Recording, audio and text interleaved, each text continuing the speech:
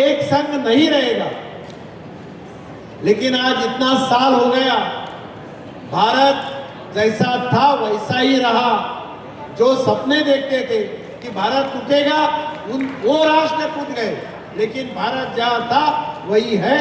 उसका कारण है पुरातन काल से चली हुई भारत की संस्कृति, और उसका मूर्तिमंत उदाहरण ये है रमेश जी ने यहाँ आयोजित किया हुआ लोकोत्सव 2025।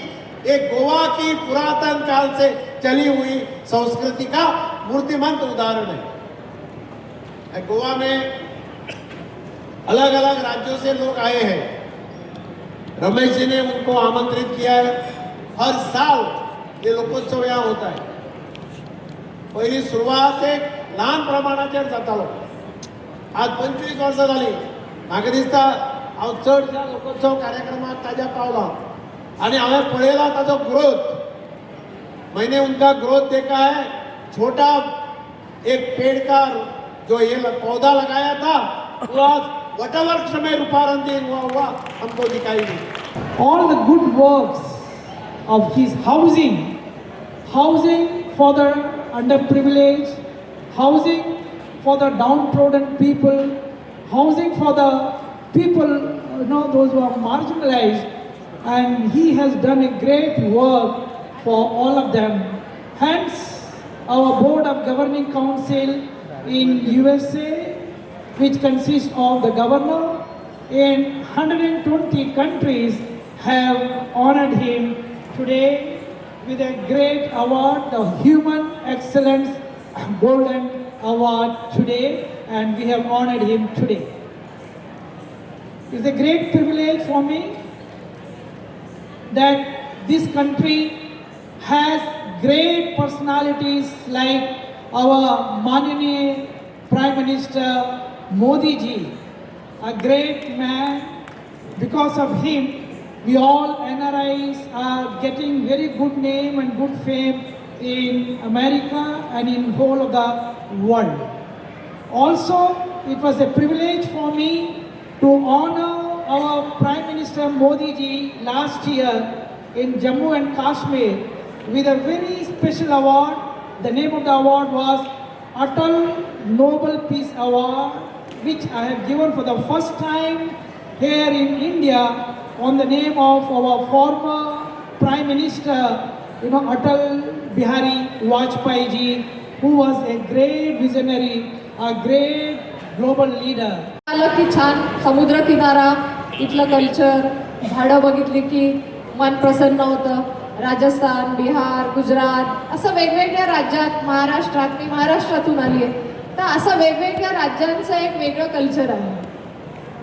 हर एक गांव का एक अपनापन है, चाहे वो गीत हो, चाहे नृत्य हो, चाहे वाद्य हो, वहाँ की भाषा हो, ये हमें जोड़ती है, हमारे समग्र भारत को एक करती है और हमारी विरासत को अपने आप में एक अलगपन का परिचय देती है. और वो विशाल संस्कृति सिर्फ और सिर्फ भारत देश में ही है, और इसका हमें बहुत गर्व है कि हमारा भारत एकता दिखाता है, विविधता में एकता दिखाता है, और इसीलिए मेरा भारत महान है. आदर्श संघाला जवळ 30 वर्ष झाले, म्हणजे 30 वर्ष आहे. म्हणजे 1995 साली आदर्श संघाची तशी रीतसर स्थापना झाली.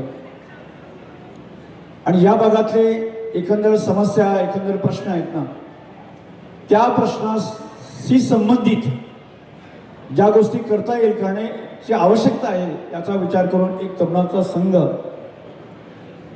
इथं उपस्थित झाला. आणि त्यांनी 1995 सालाच्या सणी आम्ही आदर्श संघाची स्थापना झाली. आणि आज जो आपण इथे लोकोत्सव करतो, या लोकोत्सवाची सुरुवात 2000 साली झाली. आणि या 2000 साली या संघात या लोकोत्सवाची स्थापना होत असताना आदर्श संघाचे एक 2-3 विषय आम्ही त्यावेळी, म्हणजे आपली शक्ती, आपली ताकद केवढीशीच होती, आणि त्या ताकदीच्या नुसार आपण आपल्या संस्कृतीची कास सांभाळली पाहिजे. आपण आपल्या जे शिक्षणाचा प्रसार झाला पाहिजे, शेतकऱ्यांचा विकास झाला पाहिजे आणि गावातली माणुसकी आपण जपली पाहिजे. या 2-3-4 विषयावर आपण काम करत होतो. आणि हे करत असताना आपण एक एक तो धागा आणि पूर्णपणे परिपूर्ण करण्याच्या दिशेने वाटचाल आपण केली. तो म्हणजे आजचा जो लोकोत्सवाचा कल्पना आहे की आपले संस्कृतीची संवर्धन करणे. आणि ती काळाची गरज का भासत होती. ज्यावेळेला आम्ही राज्याबाहेर शिकायला जात होतो, आपण कुणीही जरी राज्याबाहेर गेलो, एखाद्याशी जर आपली जे मैत्री जडली तर त्यावेळी तो एखादा माणूस म्हणत होता की गोवा म्हणजे एक वेगळ्या प्रकारची प्रतिमा त्याच्याकडे डोक्यामध्ये होती.